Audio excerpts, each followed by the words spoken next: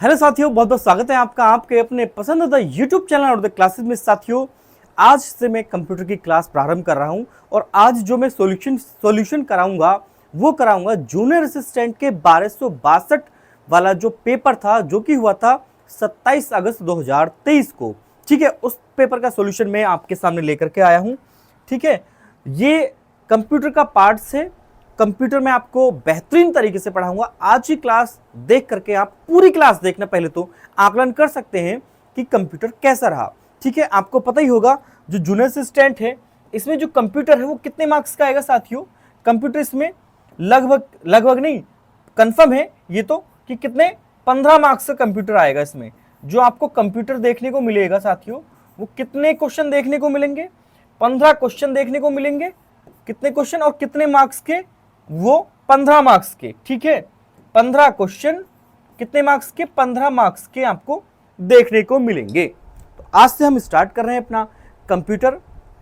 पहले देखिए, वीडियो को देखिए, सारे क्वेश्चन देखिए, फिर आकलन कीजिए। ठीक है, चलिए पहला प्रश्न आपकी स्क्रीन पर है। माइक्रोसॉफ्ट वर्ड जैसे वर्ड प्रोसेसिंग सॉफ्टवेयर की कौन सी विशेषता दस्तावेज शीर्षकों के आधार पर अंतर्वस्तु यानी कि कंटेंट की तालिका बनाने में सक्षम होती है?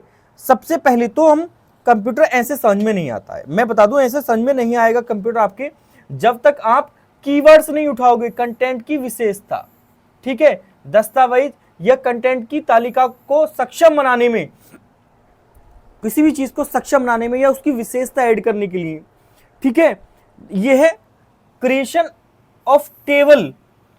क्या यूज करेंगे माइक्रोसॉफ्ट में? देखिए, हम अपने आप को विशेषता बताने के लिए, या फिर यह है कंटेंट की तालिका बनाने में सक्षम बनाती है। कौन सी विशेषता?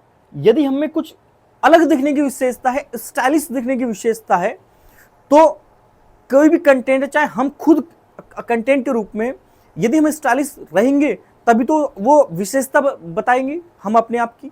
तो वैसे ही इसमें है कि जो एमएस ऑफिस है साथियों, एमएस वर्ड है, तो एमएस वर्ड में अगर हम कुछ टाइप करते हैं कंटेंट को विशेषता, कंटेंट की विशेषता बताने के लिए यदि हम उसमें स्टाइल्स का प्रयोग करेंगे, स्टाइल्स का प्रयोग करेंगे, तो वो एमएस वर्ड की जो तालिका है उसकी विशेषता को अच्छे से बताएगा। ठीक है, सक्षम बनाएगा। तो इसमें कौन सा ऑप्शन सही हो जाएगा साथियों? बी ऑप्शन इसमें करेक्ट हो जाएगा, स्टाइल्स। ठीक है, अगला प्रश्न।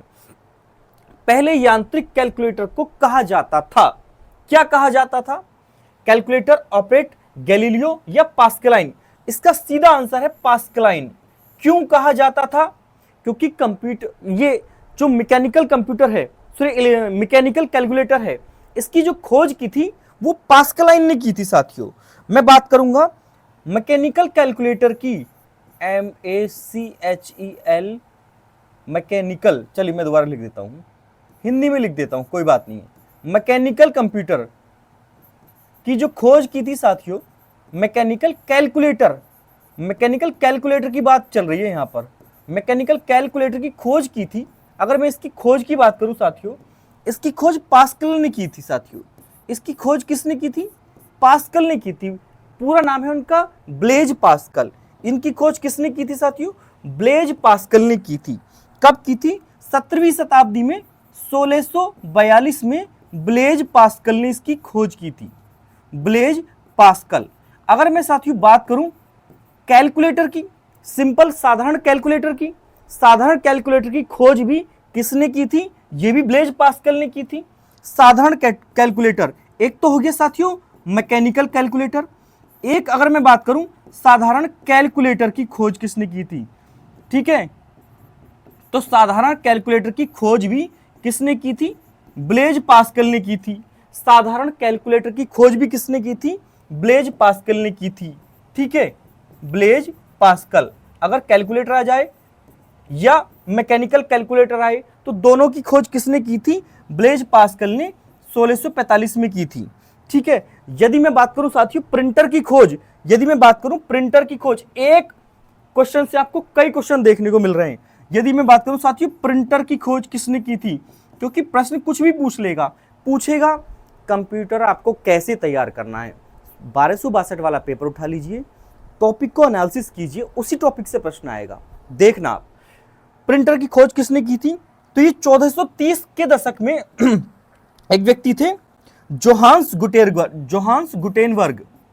क्या नाम था इनका? Johannes Gutenberg. ठीक है, जोहान्स गुटेनबर्ग। ठीक है, मैंने कई सारा इसमें बता दिया। अगर मैकेनिकल कैलकुलेटर की बात हो, खोज हुई 1642 में ब्लेज पास्कल के द्वारा। साधारण कैलकुलेटर की खोज ब्लेज पास्कल के द्वारा कब हुई? 1645 में। कब हुई? 1645 में। ठीक है, कब हुई खोज? 1645 में। प्रिंटर की खोज जोहान्स गुटेनबर्ग ने की। चीजें समझ में आई? चलिए अगले प्रश्न की ओर बढ़ते हैं। माइक्रोसॉफ्ट एक्सेल में फंक्शन टेक्स्ट से, देखिए अब किसकी बात हो रही है? एमएस एक्सेल की बात हो रही है, एमएस एक्सेल की। अब तुम्हें यह कंफर्म हो गया कि एमएस एक्सेल से, एमएस वर्ड से, एमएस पावर पॉइंट से प्रश्न बनेंगे, तो टॉपिक आपको एमएस भी पढ़ना है।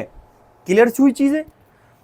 माइक्रोसॉफ्ट एक्सेल में कौन सा फंक्शन टेक्स्ट से सभी गैर मुद्रण योग्य कैरेक्टर को हटा देता है? ये नॉन प्रिंटेबल कैरेक्टर को रिमूव कौन करता है? सीधा साधा बात है, क्लीन। ठीक है, क्लीन फंक्शन जो है वो नॉन प्रिंटेबल कैरेक्टर को रिमूव कर देता है। ठीक है, अगर मैं बात करूं साथियों नॉन प्रिंटेबल कैरेक्टर, समझते रहना, नॉन प्रिंटेबल कैरेक्टर, जो कैरेक्टर प्रिंट ना हो, जो कैरेक्टर प्रिंट ना हो। अगर इसकी बात करें तो क्लीन वाला अगर हम फंक्शन दबा देंगे, क्लीन वाला, तो ये नॉन प्रिंट करेगा, फंक्शन को नॉन प्रिंट करेगा। मैं टॉपिक वाइज क्लास लेने जा रहा हूं आने वाले कुछ समय में, और हमारी पूरी टीम भी तैयार हो गई है, रीजनिंग की, हिंदी की। बहुत जल्द आपको 2 से 3 दिन में क्लासेस प्रारंभ हो जाएंगी। क्लीन की बात करूंगा साथियों में, क्लीन तो नॉन प्रिंटेबल कैरेक्टर को रिमूव करने के लिए क्लीन दबाया जाता है। ये इंस्टीड इफ या इफ ROR ये प्रयोग किए जाते हैं मशीनी लैंग्वेज में। कौन सी लैंग्वेज में? पाइथन में। ये तीनों किस में प्रयोग किए जाते हैं? पाइथन में। ठीक है, मैं ये और ये तीनों कहां प्रयोग किए जाते हैं साथियों? पाइथन में प्रयोग किए जाते हैं।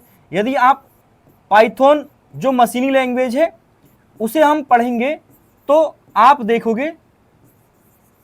देखोगे कि इफ, इंस्टीड इफ या इफ एरर, ये फंक्शन आपको पाइथन लैंग्वेज में देखने को मिलेंगे।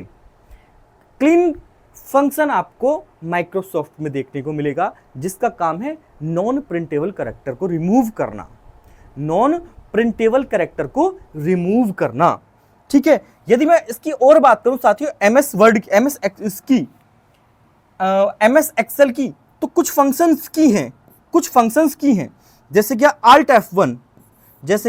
Alt F1 आपको दिखना चाहिए, मैं दिखूं ना दिखूं, इसका क्या काम होता है?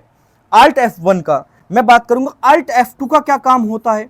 ठीक है, मैं बात करूंगा Alt F4 का क्या काम होता है। तो ये भी आपको याद करनी है, ये फंक्शंस की हैं। अगर इनका काम अगर मैं बताऊं साथियों, तो इनका काम है F1 का चार्ट को इंसर्ट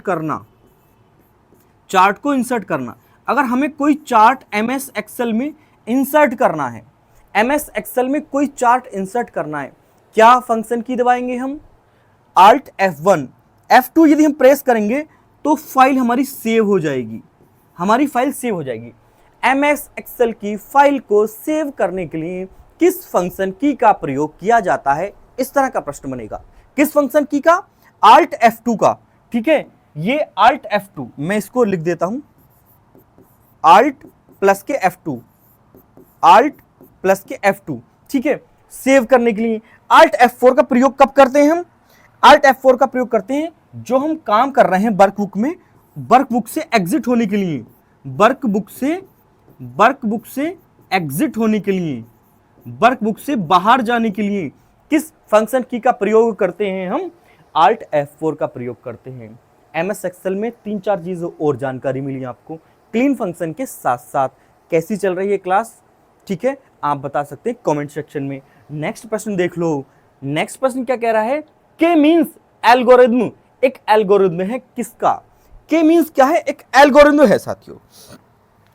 तो ये एल्गोरिथम किसका एल्गोरिथम है, ये आपका प्रश्न है। ठीक है, मैं बात करूंगा साथियों, ये सेमी सुपरवाइज लर्निंग का एल्गोरिथम है। क्यों?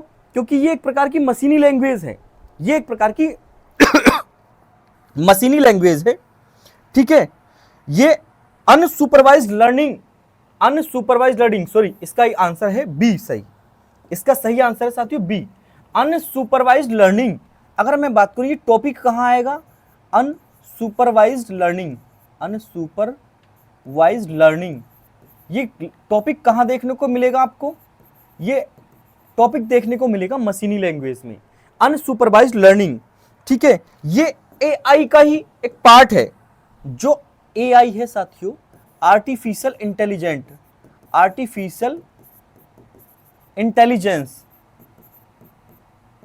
ठीक है, आर्टिफिशियल इंटेलिजेंस, इसको क्या बोलते हैं शॉर्ट में, एआई। जब हम एआई पढ़ेंगे तो उसमें पढ़ेंगे अनसुपरवाइज्ड लर्निंग। अनसुपरवाइज्ड लर्निंग क्या है, इसमें कई सारे एआई में कई सारी लर्निंग देखने को मिलेंगी एआई में कई सारे टॉपिक हैं लर्निंग के, आर्टिफिशियल इंटेलिजेंस में कई सारे टॉपिक हैं किसके, लर्निंग के। जैसे कौन कौन सी लर्निंग, डीप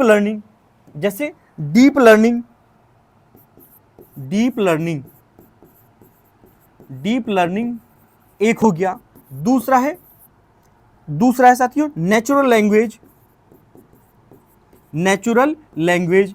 आप एआई का प्रयोग अब देख रहे होंगे, जो अपना पूरा भविष्य है, ठीक है, कंप्यूटर विजन जो पूरा भविष्य है, अब वो एआई पर डिपेंड है, देखिए आपकी आवाज एआई कनेक्ट कर लेगा, मतलब एआई सुनेगा और फिर आपकी ही आवाज से एआई खुद ही उसी आवाज को कन्वर्ट कर देगा।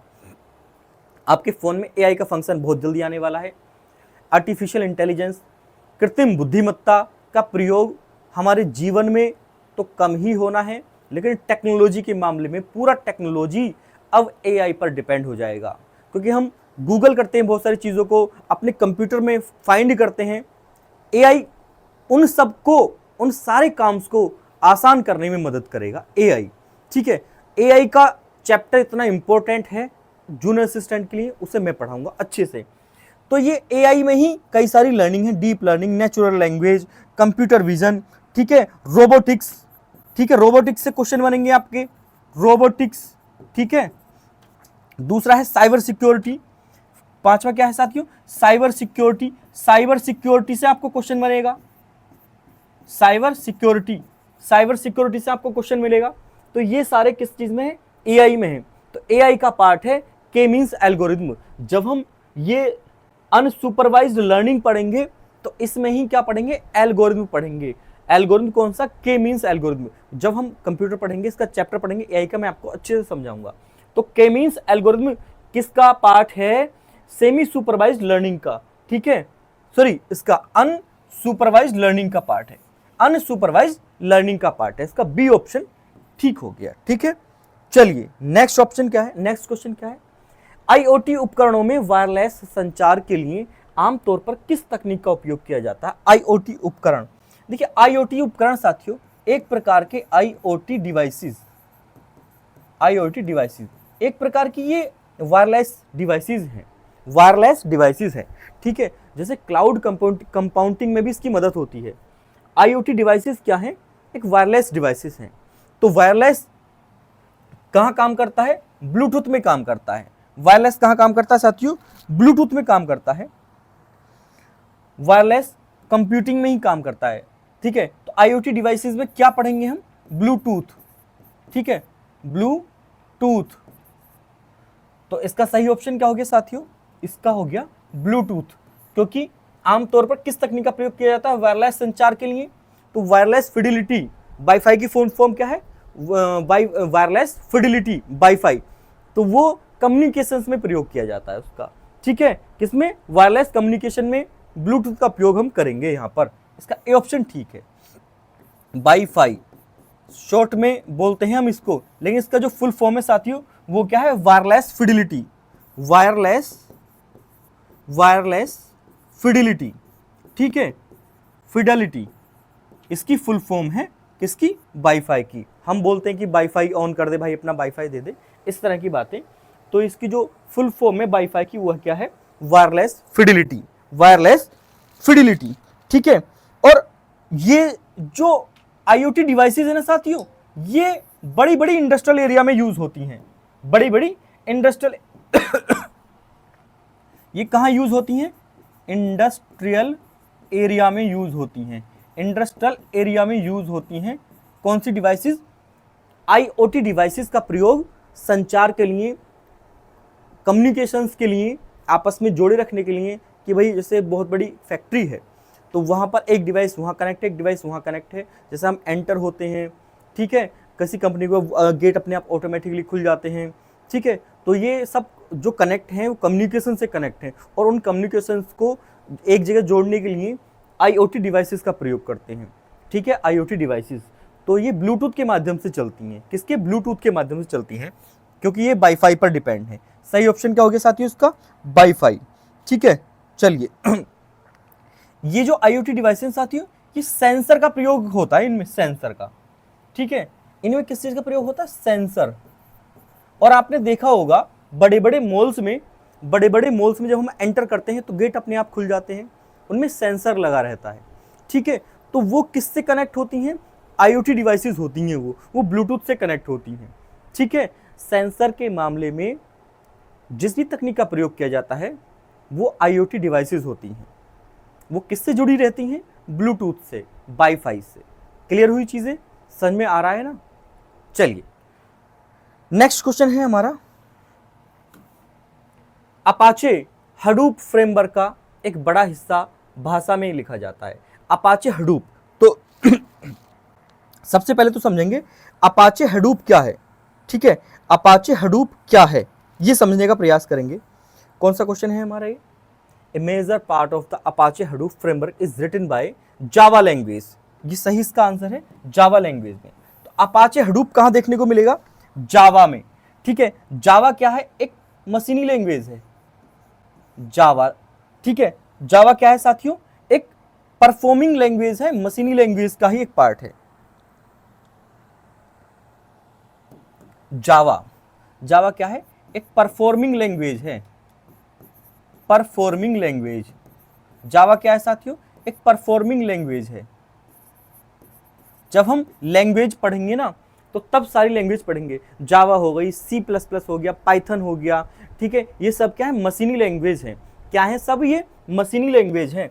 तो जावा एक तरह की मशीनी लैंग्वेज है, मशीन लैंग्वेज। जावा क्या है? मशीन लैंग्वेज है, ठीक है।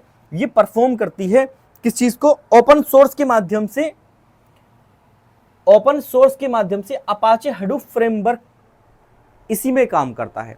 अपाचे हडूप फ्रेमवर्क क्या है? एक ओपन सोर्स फ्रेमवर्क है ये। अपाचे हडूप क्या है? एक ये ओपन सोर्स फ्रेमवर्क है, open source framework. Apache Hadoop क्या है? एक ओपन सोर्स फ्रेमवर्क है। देखिए अभी जब आपको कुछ चीजें ओवर कर रही होंगी ना, जैसे ओवर होता है बाउंसर, सॉरी बाउंस कर रही होंगी, सर के ऊपर से जा रही होंगी। जब आप इस चैप्टर को डीपली पढ़ेंगे ना, मैं पढ़ाऊंगा, तब आप देखेंगे कि हाँ चीज़ें समझ में आ रही हैं। तो अपाचे हडूप क्या है? फ्रेमवर्क एक ओपन सोर्स फ्रेमवर्क है जो किस में काम करता है? मोस्टली बिल्ट होता है ये मोस्टली बिल्ट कहाँ होता है? मोस्टली बिल्ट कहाँ होता है?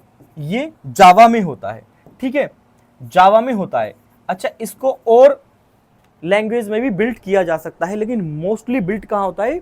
जावा में होता है ओपन सोर्स फ्रेमवर्क। कौन सा? अपाचे हडूप फ्रेमवर्क, ठीक है। तो इसका सही आंसर क्या हो गया साथियों? जावा इसका सही आंसर हो गया, ठीक है। मैं बात करूं परफॉर्मिंग लैंग्वेज की, ठीक है। तो परफॉर्मिंग लैंग्वेज कौन कौन सी साथियों? अगर मैं बात करूं परफॉर्मिंग लैंग्वेज की, अगर मैं बात करूं परफॉर्मिंग लैंग्वेज की, कौन कौन सी है? परफॉर्मिंग लैंग्वेज, ठीक है। तो परफॉर्मिंग लैंग्वेज, देखिए क्वेश्चन आ जाएगा कि निम्न में से परफॉर्मिंग लैंग्वेज कौन सी है। यदि क्वेश्चन आ गया निम्न में से परफॉर्मिंग लैंग्वेज कौन सी है, तो परफॉर्मिंग लैंग्वेज कई सारी हैं, परफॉर्मिंग लैंग्वेज कई सारी हैं। कौन कौन सी? पाइथन, पाइथन, कौन कौन सी साथियों? सी प्लस प्लस, कौन सी? जावा, और कौन सी? गो। ये क्या है साथियों? ये परफॉर्मिंग लैंग्वेज है। कौन सी? एक्सेल, ठीक है। पीएचपी, कौन सी? पीएचपी, कौन सी? COBOL, COBOL, COBOL. Flutter, FLUTER। ये सारी एक प्रकार की मशीनी लैंग्वेज हैं, एक प्रकार की लैंग्वेजेस हैं, उनको बोलते हैं परफॉर्मिंग लैंग्वेज। क्वेश्चन कैसे बनेगा? निम्न में से कौन सी परफॉर्मिंग लैंग्वेज है, या निम्न में से कौन सी परफॉर्मिंग लैंग्वेज नहीं है। क्लियर हुई चीजें? तो इस तरह से हमारा क्वेश्चन बनेगा, ठीक है। एक सेकंड बस मैं पानी पी लूं थोड़ा सा, फिर आपको स्टार्ट करते हैं। समझ में आ रही है ना चीजें? मैं पढ़ाऊंगा, क्लास लूंगा, तब आपको समझाएंगे। कंप्यूटर के बेहतरीन नोट्स तैयार करके दूंगा, हिंदी के बेहतरीन नोट्स, रीजनिंग के बेहतरीन नोट्स। बस जुड़े रहिए। जॉब करता हूं, आपको पता ही है, जूनियर असिस्टेंट 2016 बैच से हूं, तो थोड़ी सी चीज़ें ऑफिस में भी देखना होता है, खुद अकेले को ये सारी चीज़ स्टूडियो देखना होता है, इस वजह से बस व्यस्त रहता हूं। AI एप्लीकेशन, देखिए AI एप्लीकेशन मैं पढ़ाऊंगा साथियों। AI सबसे ज़्यादा क्वेश्चन जो बने हैं वो AI पर बनेंगे। आर्टिफिशियल इंटेलिजेंस, आर्टिफिशियल इंटेलिजेंस, ठीक है। इसको शॉर्ट में क्या बोलते हैं हम? AI। शॉर्ट्स में क्या बोलते हैं? कृत्रिम बुद्धिमत्ता, AI बोलते हैं। AI एप्लीकेशन को लागू करने के लिए दी गई भाषाओं में से कौन सी भाषा आमतौर पर उपयोग नहीं की जाती? आमतौर पर कौन सी उपयोग नहीं की जाती? लिस्प की जाती है, ये भी की जाती है, प्रोलोग, पाइथन भी की जाती है, पर्ल लैंग्वेज का प्रयोग नहीं होता। इसमें सही आंसर क्या हो गया साथियों? पर्ल लैंग्वेज का प्रयोग AI में नहीं होता, तो ये सही आंसर हो गया इसका, पर्ल लैंग्वेज। सर्वाधिक भाषा AI में कौन सी प्रयोग की जाती हैं? सर्वाधिक भाषा, सर्वाधिक भाषा, सर्वाधिक भाषा कौन सी प्रयोग की जाती हैं? पहली है पाइथन, ठीक है, पहली है पाइथन, दूसरे नंबर पर है जावा। ये लैंग्वेजेस हैं जो AI, आर्टिफिशियल इंटेलिजेंस, कृत्रिम बुद्धिमत्ता में सर्वाधिक प्रयोग की जाती हैं। कौन सी? पाइथन, जावा, सर्वाधिक भाषा ये वाली प्रयोग की जाती है। लिस्प भी है, ठीक है, प्रोलोग भी है, मैंने भी बताया था प्रोलोग, ठीक है, जब ये बनाया था। देखिए प्रोलोग कहाँ है? प्रोलोग भी लिखा था मैंने, अच्छा नहीं लिखा, कोई बात नहीं, यहाँ को लिख देंगे। प्रोलोग, प्रोलोग, ये सब क्या? परफॉर्मिंग लैंग्वेज है, मशीनी लैंग्वेज है, ठीक है। तो इसमें पर्ल का प्रयोग नहीं होता AI में। पर्ल भी क्या है? एक लैंग्वेज है, परफॉर्मिंग लैंग्वेज है, ठीक है। चलिए, क्लियर हुआ? नेक्स्ट प्रश्न क्या है हमारा? माइक्रोसॉफ्ट में कौन सी ईमेल संचालित की जाती है? माइक्रोसॉफ्ट द्वारा कौन सी ईमेल संचालित की जाती है? तो MS द्वारा कौन सी की जाती है? याहू द्वारा कौन सी की जाती है? और कौन सा है? जीमेल, जीमेल कौन संचालित करता है इसको? गूगल द्वारा कौन संचालित की जाती है? गूगल, इसको रेड से लिखेंगे हम, गूगल को रेड से। गूगल द्वारा कौन सी संचालित की जाती है सभी बताऊंगा अभी, ठीक है, कुछ भी पूछ सकता है, ठीक है। और एप्पल द्वारा कौन सी सर्च की, कौन सी? APPLE, एप्पल द्वारा कौन सी ईमेल सर्विस? ईमेल, ईमेल सेवा है ना, हिंदी में लिख देता हूं, चलिए, ईमेल सेवा, ठीक है, ईमेल सेवा। तो MS द्वारा जो ईमेल सर्विस है वो कौन सी है साथियों? इसमें है आउटलुक। इसका सही ऑप्शन क्या है साथियों? B। इसका सही ऑप्शन क्या है? आउटलुक। हम यहां लिखेंगे आउटलुक, किसके द्वारा? MS के द्वारा, आउटलुक, आउटलुक। याहू के द्वारा याहू मेल, याहू के द्वारा याहू मेल। गूगल के द्वारा जीमेल, एप्पल के द्वारा आई क्लाउड, एप्पल के द्वारा आई क्लाउड, ठीक है। ये जीमेल सर्विस, ईमेल सर्विस है, किस किस के माध्यम से ये की जाती, संचालित की जाती हैं? आउटलुक MS के द्वारा, माइक्रोसॉफ्ट के द्वारा, याहू मेल याहू के द्वारा, जीमेल गूगल के द्वारा, iCloud एप्पल के द्वारा। क्लियर हुई चीजें? कंप्यूटर से घबराना नहीं है, लड़ना है कंप्यूटर से और अरुण सर से पढ़ना है।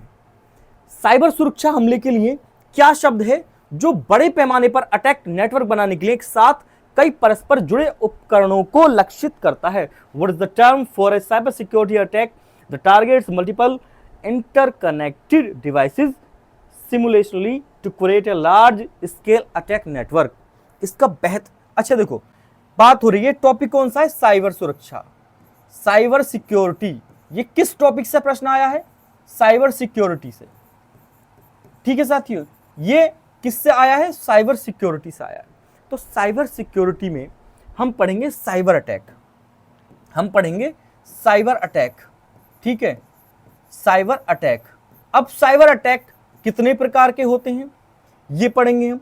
साइबर अटैक कितने प्रकार से किए जा सकते हैं ये पढ़ेंगे हम। साइबर अटैक में हम पढ़ेंगे malware attack, malware attack. Cyber attack में हम पढ़ेंगे फिशिंग, साइबर अटैक में क्या पढ़ेंगे हम? फिशिंग। ठीक है, साइबर अटैक में पढ़ेंगे हम पासवर्ड अटैक, पासवर्ड अटैक। ठीक है, साइबर अटैक में पढ़ेंगे हम रैंसमवेयर अटैक, रैंसमवेयर अटैक। ठीक है, ये सब की चीजें पढ़ेंगे हम साइबर अटैक में पढ़ेंगे। साइबर अटैक में पढ़ेंगे हम crypto jacking attack, CRYPTO, crypto jacking attack. ये सारे के सारे अटैक साथियों, ये सारे के सारे अटैक हम किस में पढ़ेंगे? साइबर अटैक में पढ़ेंगे। टॉपिक कब पढ़ेंगे? जब हम साइबर सिक्योरिटी का टॉपिक पढ़ेंगे। तो साइबर सिक्योरिटी के अंदर इतने सारे अटैक हैं। सर्वाधिक जो प्रयोग किया जाता है वो किया जाता है बोटनेट अटैक। सर्वाधिक जो प्रयोग करते हैं हम वो करते हैं बोटनेट अटैक का। ठीक है, ये क्या करता है? जो हमारा डोमेन एड्रेस होता है ना, उस पर अटैक करता है। जो हमारा डोमेन एड्रेस होता है उस पर सर्वाधिक अटैक करता है बोटनेट अटैक। ठीक है, तो इसका सही आंसर हो गया साथियों बोटनेट अटैक। ठीक, ये बोटनेट अटैक काम करता है। मैं आपको एक बोटनेट अटैक, बोटनेट अटैक ये किसका पार्ट है साथियों? ये है साइबर सिक्योरिटी का। ठीक है, ये किसका पार्ट है? साइबर सिक्योरिटी का, साइबर अटैक का। ठीक है, साइबर अटैक का पार्ट है। बोटनेट अटैक में क्या करेगा? जो हमलावर होगा, जो हमलावर होगा, कौन? जो हमलावर होगा, हमलावर होगा, वो क्या करेगा? वो करेगा, एक शब्द है स्क्रैप। वो क्या करेगा साथियों? स्क्रैप करेगा, स्क्रैप करेगा चीजों को, स्क्रैपिंग करेगा वो। स्क्रैपिंग का मतलब है चुराना, स्क्रैपिंग का मतलब है चुराना। देखो इस चीज को, इस अटैक को बड़ी शांति से सुनेंगे, समझेंगे ना। देखो हमारे पास एक फोन है, ये रहा हमारे पास फोन, दूसरे के पास भी एक फोन है। ठीक है, ये है हमलावर। ये कौन है साथियों? ये है हमलावर, हमलावर जिसको साइबर हमला करना है, ये है साइबर हमलावर। ये क्या करेगा? मेरे फोन के कॉन्टैक्ट, मेरे फोन के कॉन्टैक्ट, ये क्या है? मेरे कॉन्टैक्ट। इसको, ये मेरा फोन है, सॉरी, ये है मेरा फोन, ये है मेरा फोन। ठीक है, और ये क्या है? मेरे फोन के कॉन्टैक्ट। ये क्या है? सब मेरे फोन के क्या है साथियों? कॉन्टैक्ट। ये क्या है? कॉन्टैक्ट, मेरे कॉन्टैक्ट नंबर है। तो इन सारे कॉन्टैक्ट नंबर को ये अपने फोन में ले लेगा, तो उसको बोलेंगे स्क्रैपिंग। मैं किस कलर से लिखूं? अच्छा, ये सारे नंबर अपने फोन में ले लेगा, ये सारे कॉन्टैक्ट नंबर साथियों अपने फोन में ले लेगा। इसको बोलते हैं हम स्क्रैपिंग। इसको क्या बोलते हैं हम? Scraping, SCRAPING। आपने देखा होगा हाल ही में अभी फेसबुक थोड़ा सा लॉगिन करने में समस्या ला रहा था, है ना। इंस्टाग्राम कुछ समय के लिए रुक गया था, दोबारा लॉगिन करना पड़ रहा था उसको। तो ये क्या होती हैं? साइबर अटैक होते हैं। It's a type of cyber attack. ठीक है, कि हमारा डेटा चुरा लेगा कोई, हमारे फ़ोन से एक कोई लिंक आया, हमने लिंक पे क्लिक करा और जो हमारी सारी डिटेल्स थी, जो डेटा था उसके पास चला गया उसने स्क्रैप कर लिया हमारा डेटा, तो इस साइबर अटैक हो गया। फिर वो हमसे फिरौती मांगेगा कि भाई इतने रुपए दो तब तुम्हारा डेटा वापस करूंगा। बड़ी बड़ी कंपनीज पर साइबर अटैक होते हैं। ठीक है, साइबर अटैक बहुत बेहतरीन से समझाऊंगा, यदि आप मेरे साथ समझोगे।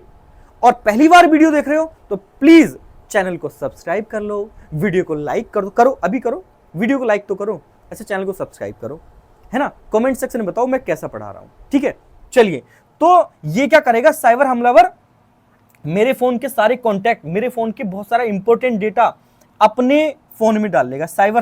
ये है साइबर हमलावर का फोन, ये है साइबर हमलावर का फोन, तो ये स्क्रैप कर लेगा।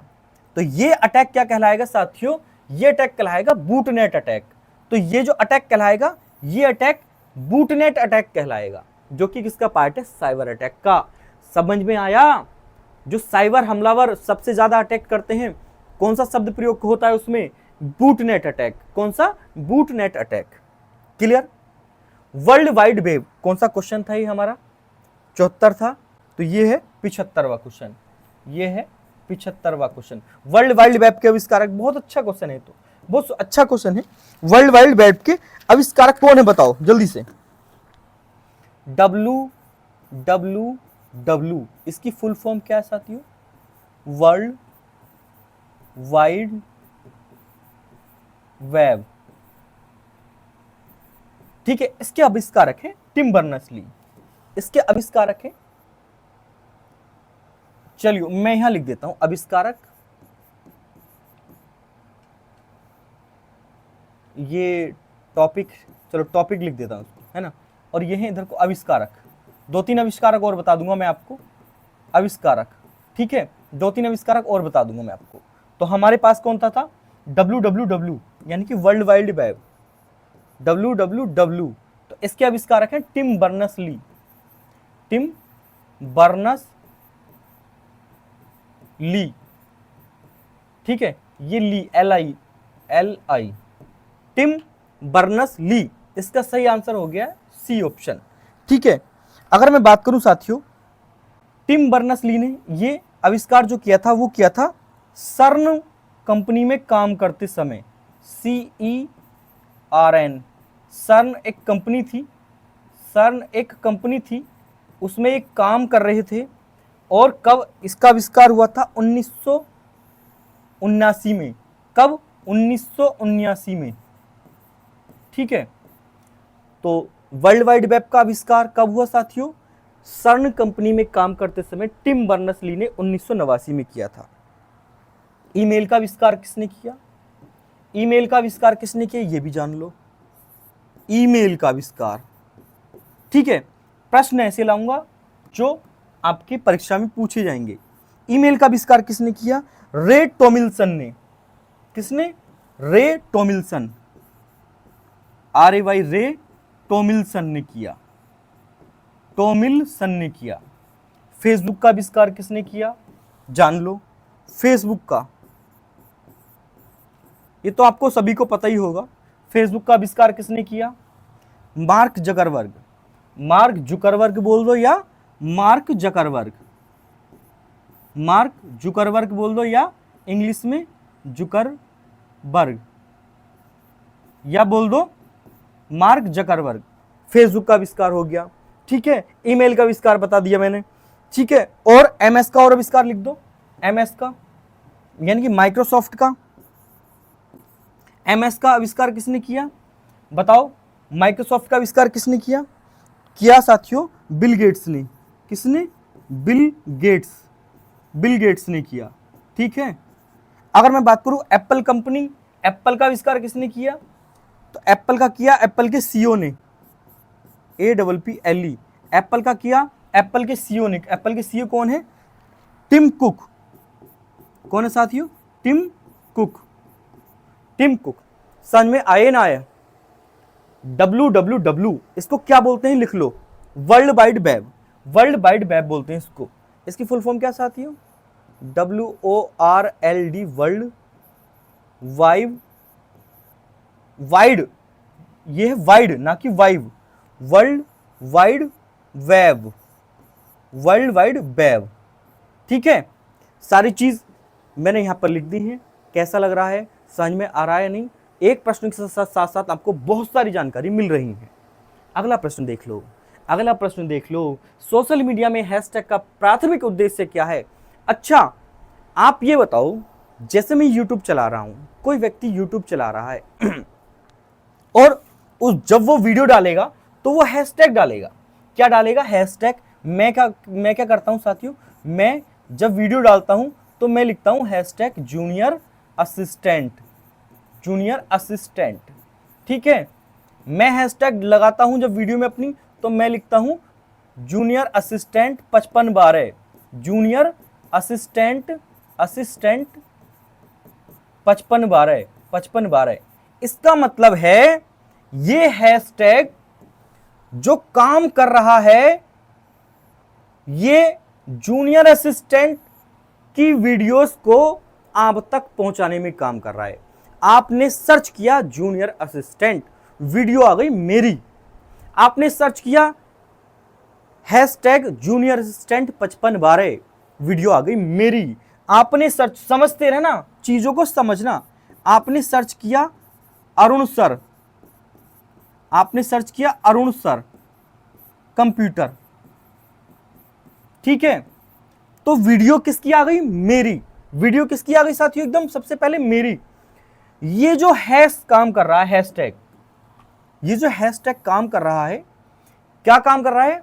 आसान खोज के लिए कीवर्ड या विषयों को चिन्हित कर रहा है। सही आंसर हो गया ये। ठीक है, आसानी से तो खोजी जा रही हैं ये चीजें, आसानी तो ये कंप्यूटर सब्जेक्ट खोज रहा है। जो आपका YouTube है तो वो आसानी से अरुण सर कंप्यूटर की वीडियोस को खोज रहा है। तो हैशटैग सोशल मीडिया में, आप जैसे फेसबुक लगाते हो, फेसबुक पे हैशटैग लिखते हो, हैशटैग UPP री एग्जाम, UPP री एग्जाम, ये लिखा था ना आपने, री एग्जाम। ठीक है, फेसबुक पे ये चलाया था हैशटैग UPP री एग्जाम चलाया था, तो ये ट्रेंडिंग पे चल रहा था। तो ये आसानी से चीजें कवर खोजी जा सके। ठीक है, इसलिए प्रयोग किया जाता है हैशटैग का। क्लियर हुई चीजें? चलिए अगला प्रश्न। देखिए, रात में वीडियो रिकॉर्ड कर रहा हूं, थोड़ी सी आंखों में भी समस्या होती है कभी कभी। ई गवर्नेंस में डिजिटल दस्तावेज, डिजिटल डॉक्यूमेंट की सुरक्षा के लिए, उसकी सुरक्षा और उसकी प्रामाणिकता को सुनिश्चित करने के लिए अक्सर किस टेक्नोलॉजी का प्रयोग करते हैं? बात हो रही साथियों डिजिटल डॉक्यूमेंट। जब डिजिटल डॉक्यूमेंट की बात हो रही है, डिजिटल डॉक्यूमेंट, डिजिटल डॉक्यूमेंट, तो आपने देखा होगा साथियों डिजी लॉकर, आपने नाम सुना होगा डिजी लॉकर का, आपने नाम सुना होगा डिजी लॉकर। यदि आप गाड़ी ड्राइव कर रहे हो और आपको चेकिंग में पकड़े गए और आपके पास डॉक्यूमेंट हार्ड कॉपी में नहीं है, ड्राइविंग लाइसेंस या उसकी आरसी वगैरह हार्ड कॉपी में नहीं है, तो आप अपने फोन में डिजी लॉकर सर्च करोगे, डिजी लॉकर में बहुत सारे आपके डॉक्यूमेंट पड़े होंगे, वो मान जाएंगे अधिकारी। वैसे ही है साथियों ये डिजिटल टेक्नोलॉजी। तो ये डिजिटल डॉक्यूमेंट पर साइन भी तो डिजिटल होंगे, डिजिटल डॉक्यूमेंट पर डिजिटल सिग्नेचर का प्रयोग किया जाता है। ठीक है, डिजिटल सिग्नेचर का, इसका ऑप्शन सही हो गया साथियों, डिजिटल सिग्नेचर, ए ऑप्शन इसका सही हो गया है। ठीक है, समझ में आई चीजें? चलिए, ईमेल एड्रेस के भाग यूजर नेम और डोमेन नेम चिन्ह द्वारा अलग अलग किए जाते हैं।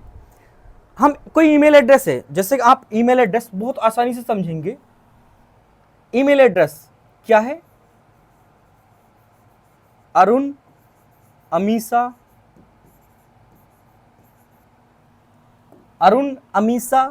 2024 @gmail.com।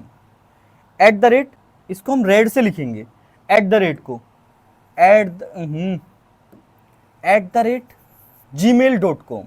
अब क्या लिखेंगे? ब्लू से लिखेंगे @gmail.com। ठीक है, gmail.com। इसमें ये पार्ट क्या है और ये पार्ट क्या है? तो साथियों प्रिय एस्पिरेंट्स, अरुण अमीसा 2024 हो गया यूजर नेम, यूजर नेम। अरुणमिसा 2024 क्या हो गया? User name. और ये gmail.com क्या हो गया? ये हो गया साथियों डोमेन नेम। ये हो गया domain name, domain name.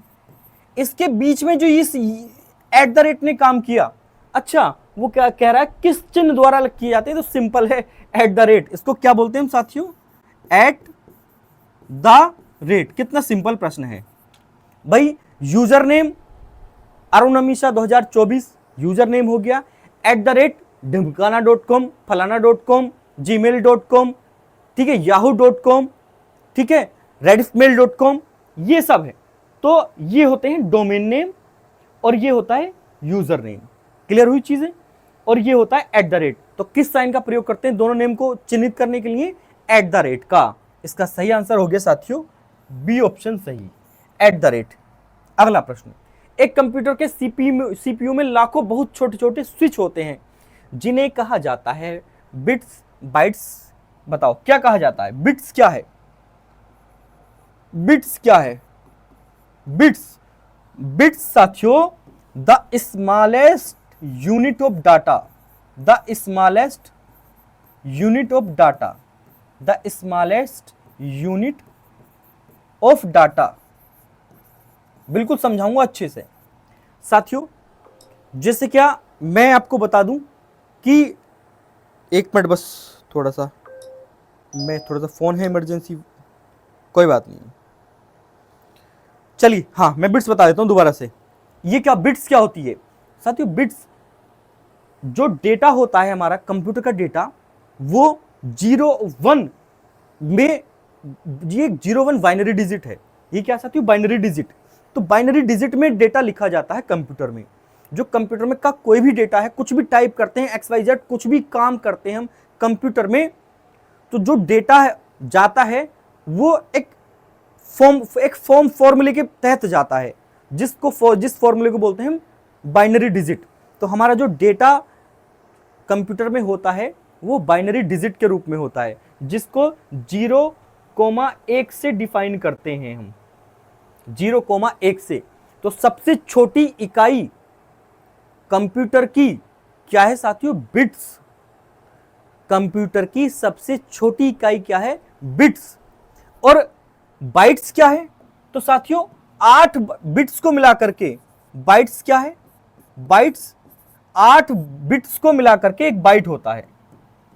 8 bits को मिलाकर के, 8 बिट्स को मिलाकर के क्या बनता है?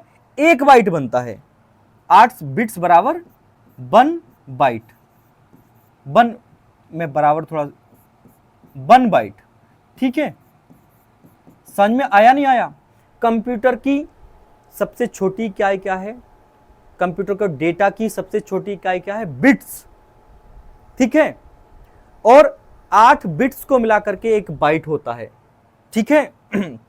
ये चीज हम आगे समझेंगे, अभी इतना नहीं समझ रहे, ठीक।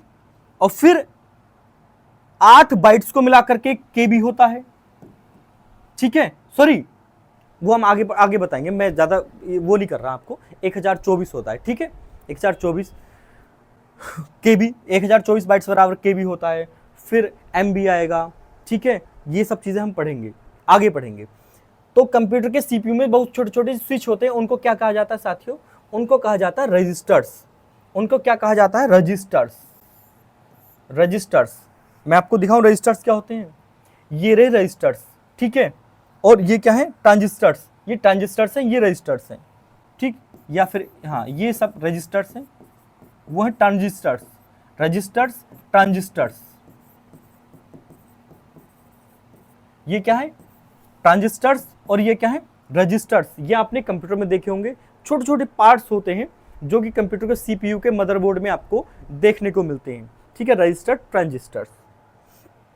यदि पावर पॉइंट प्रेजेंटेशन में संवेदनशील या गोपनीय डाटा है तो आप फाइल को एनक्रिप्ट कर सकते हैं और इसे किस चीज से सुरक्षित कर सकते हैं? जाहिर सी बात है, हमें कोई सी भी चीज को एनक्रिप्ट करना है, छुपाना है, तो किसका प्रयोग करते हैं हम? पासवर्ड का प्रयोग करते हैं। सही ऑप्शन क्या हो गया साथियों? इसका पासवर्ड का है। बात हो रही है पावर पॉइंट की, तो पावर पॉइंट मैं फिर समझाता हूं, थोड़ा सा पावर पॉइंट की बात हुई है तो पावर पॉइंट, ठीक है, पावर पॉइंट की 2-3 चीजें और समझाता हूं। पावर पॉइंट में डेटा को एन्क्रिप्ट करने के लिए किसका प्रयोग करते हैं? पासवर्ड का। डेटा को या फाइल को छुपाने के लिए किसका प्रयोग करते हैं? पासवर्ड का। और पावर पॉइंट प्रेजेंटेशन को सेव करने के लिए किसका काम करते हैं? जैसे हम पावर पॉइंट प्रेजेंटेशन को सेव करने के लिए किसका प्रयोग करते हैं हम? बताओ। सेव करने के लिए एक एक्सटेंशन है, एक एक्सटेंशन, उसका क्या नाम है? वो है साथियों .pptx, .pptx,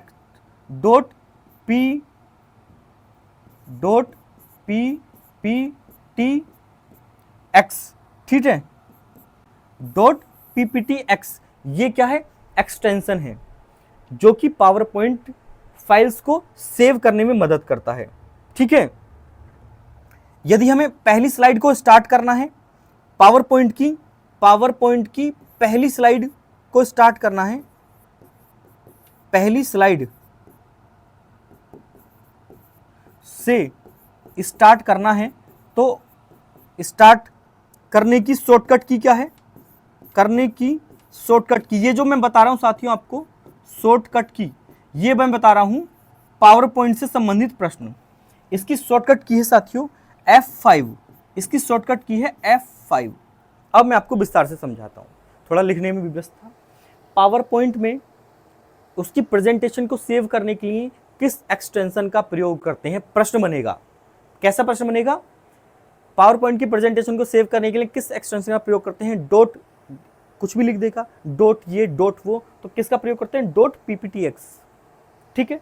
उसकी पहली स्लाइड को स्टार्ट करना है, हमें काम करना है और हमें शॉर्टकट किस दबानी है, तो किसका प्रयोग करेंगे? F5 का, ठीक है। पावर पॉइंट की किसी फाइल को एन्क्रिप्ट करना है, सेव करना है, सुरक्षित करना है, ठीक है, तो क्या प्रयोग करेंगे हम? उसका पासवर्ड का प्रयोग करेंगे। ये थे हमारे 80 क्वेश्चन। आपको कैसे लगे कमेंट सेक्शन में बताइए। फिर कल से हम कंप्यूटर क्लासेस स्टार्ट करते हैं। हिंदी के सर आ चुके हैं, रीजनिंग के सर आ चुके हैं, बहुत जल्दी स्टार्ट करने वाले हैं, बेहतरीन नोट्स देंगे। मैं हूं जूनियर असिस्टेंट 2016 बैच और आप बनेंगे जूनियर असिस्टेंट 2023 बैच।